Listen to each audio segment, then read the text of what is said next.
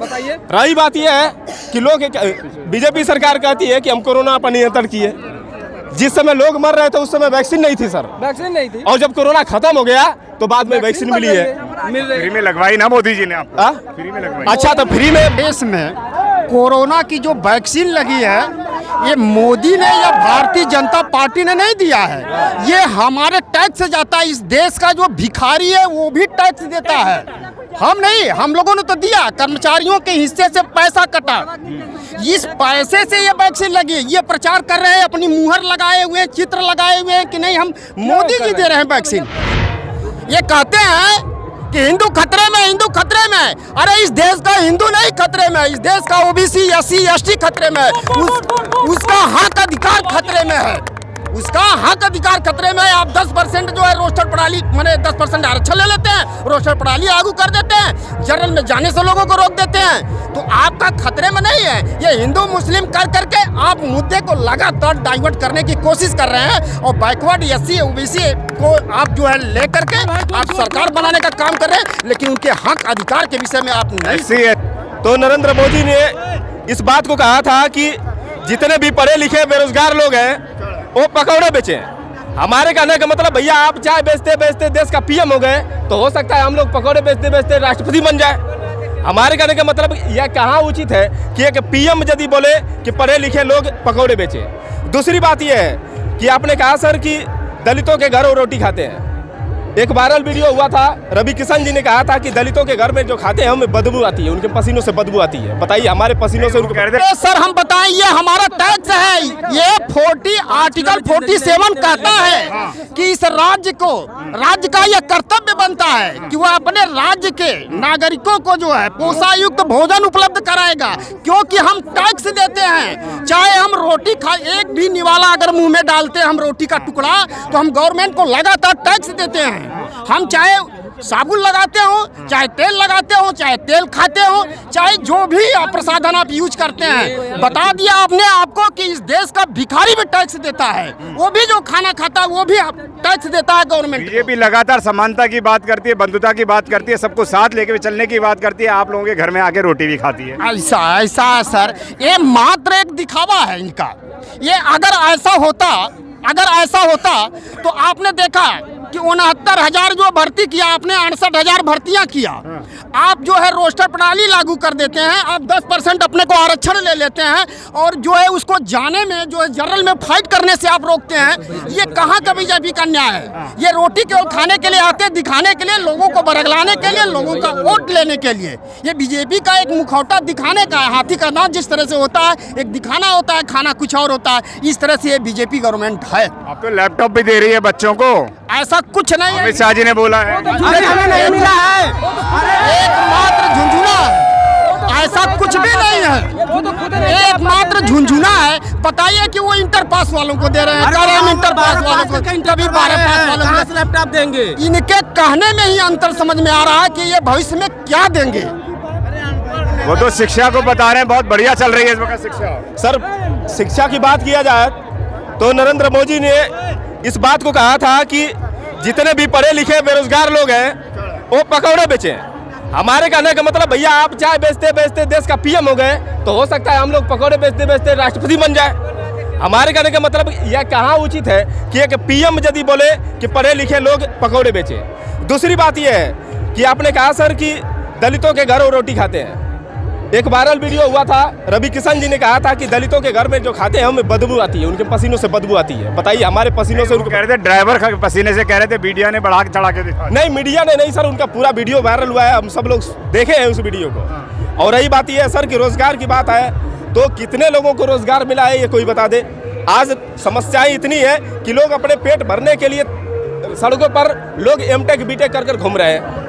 और शिक्षा के लिए सर साल भर से स्कूल बंद है। मैं कह रहा हूँ कि स्कूल के सारे दरवाजे बंद हैं, शराब के दुकानें खुले हैं। ये सरकार किसको बढ़ावा दे रही है, मैं आपसे पूछ रहा हूँ। कि मतलब जैसे जिस समय मैं बता रहा हूँ कि कोरोना काल में लॉकडाउन के दौरान हम लोग को सब्जियां खरीदने के लिए निकलना मना था, उस समय शराब की दुकानें खुली थी। सभी दुकानें बंद थी। मतलब सारी दुकानें बंद रहेंगी, शराब की दुकानें खुली रहेंगी, स्कूल कॉलेज बंद रहेंगे, धार्मिक स्थान मंदिर खुले रहेंगे। लेकिन बिल्कुल संविधान के हिसाब से चल रहा है, क्या कहेंगे वकील साहब? बिल्कुल संविधान के हिसाब से चलना चाहिए, लेकिन जिस तरह से ये आपने लॉकडाउन कर दिया, ये कौन सा संवैधानिक तरीका था?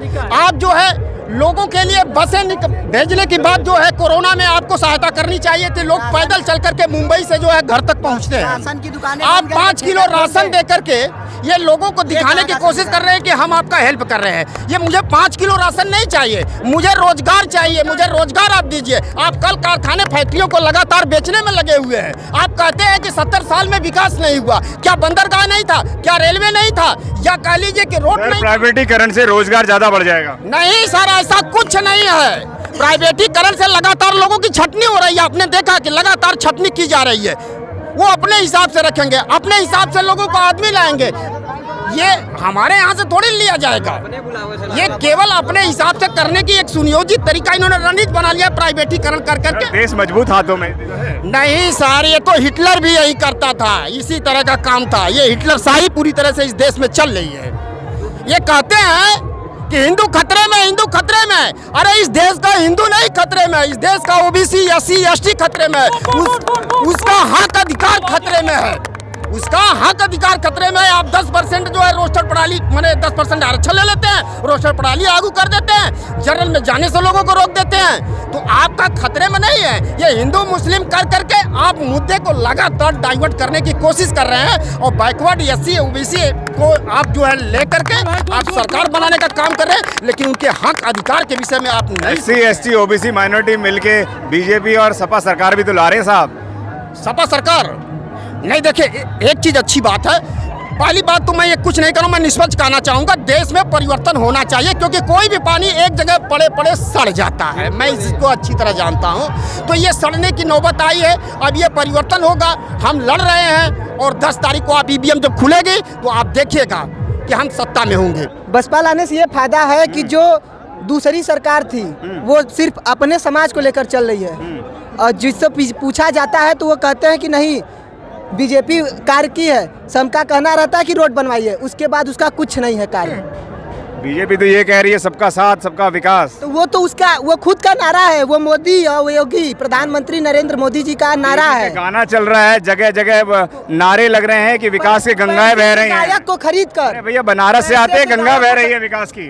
गंगा अभी जाकर देखिए, अभी गंगा कहाँ साफ है? कहाँ साफ है? रामचरी गंगा मैली हो गई।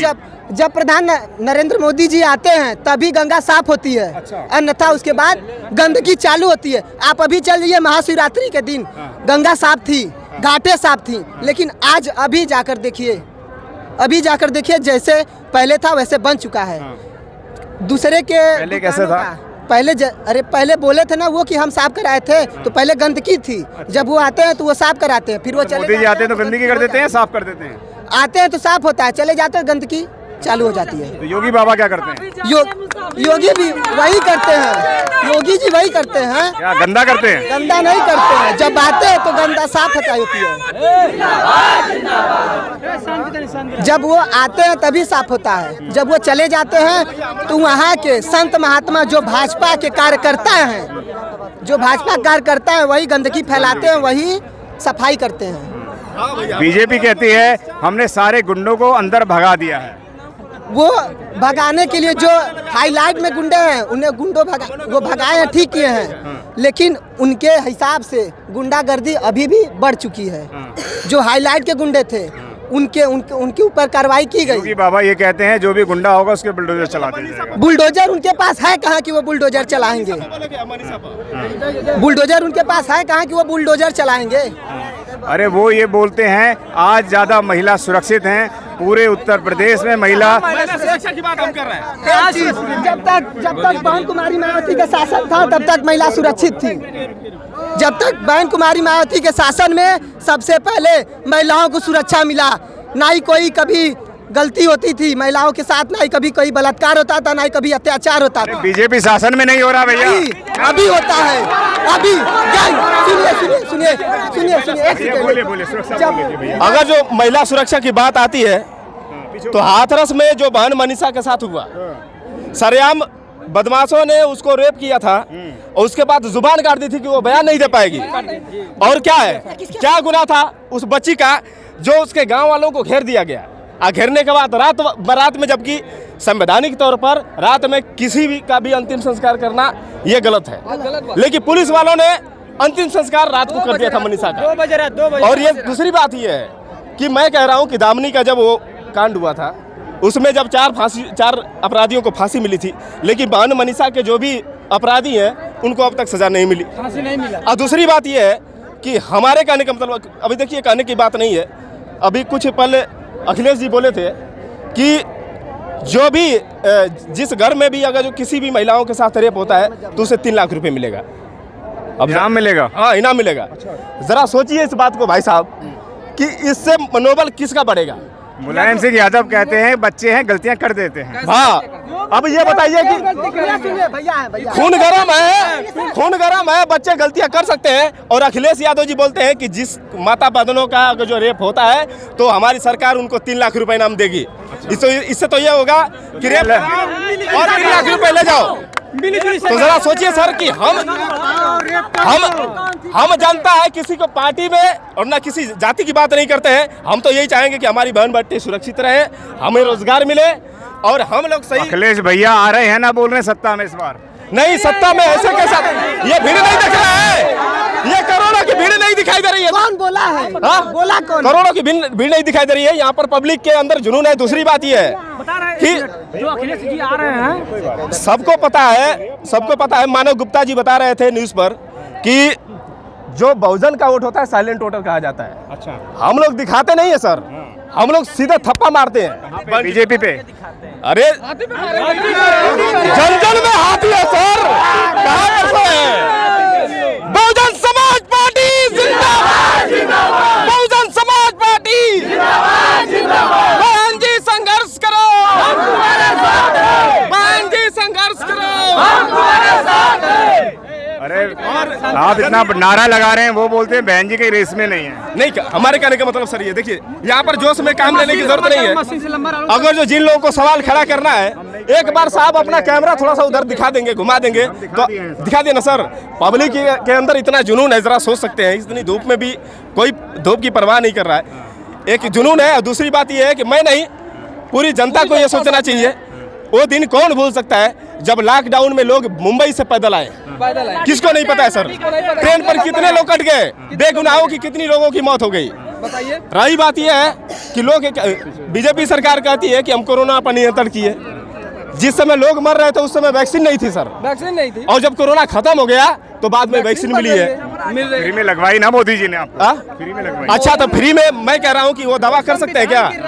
वैक्सीन जो लगवाए हैं वो दावा कर सकते हैं कि वो गारंटी है कि कोरोना कभी नहीं होगा? वैक्सीन की दवा बनाए हैं। ऐसा है सर, ऐसा है कि इस देश में कोरोना की जो वैक्सीन लगी है ये मोदी ने या भारतीय जनता पार्टी ने नहीं दिया है, ये हमारे टैक्स से जाता है। इस देश का जो भिखारी है वो भी टैक्स देता है, हम नहीं। हम लोगों ने तो दिया, कर्मचारियों के हिस्से से पैसा कटा, इस पैसे से ये वैक्सीन लगी। ये प्रचार कर रहे हैं, अपनी मुहर लगाए हुए, चित्र लगाए हुए हैं कि नहीं हम मोदी जी दे रहे हैं वैक्सीन, हमारे टैक्स से होता है। अगर आपने अभी तक हमारा चैनल सब्सक्राइब नहीं किया है तो सब्सक्राइब करें और घंटी का बटन बिल्कुल भी दबाना ना भूलें ताकि सभी लेटेस्ट खबरें पहुंच सकें आप पे सबसे पहले।